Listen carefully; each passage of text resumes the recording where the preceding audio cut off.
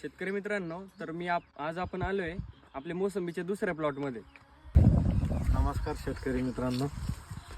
ही मोसंबीच्या बगीच्याला आपल्याला 7 वर्ष झालेले आहे कंप्लीट. आपण उन्हाळ्यामध्ये शेणखत टाकतो, त्याच्यामध्ये एकदा 2-2 कॅरेट प्रति झाड टाकतो. एका साईडने एक कॅरेट, एका साईडने एक कॅरेट, 2 ड्रिपच्या लाईनी आहे या साईडनं.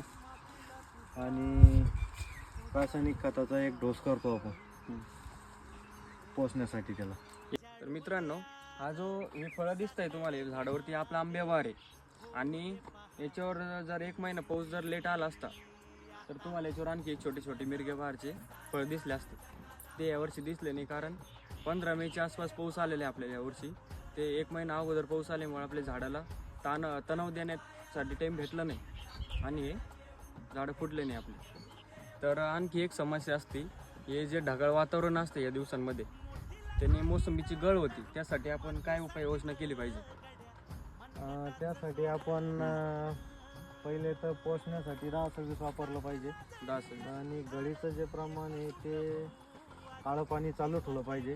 पाऊस झाला तरी बी काळं पाणी चालू ठेवलं पाहिजे.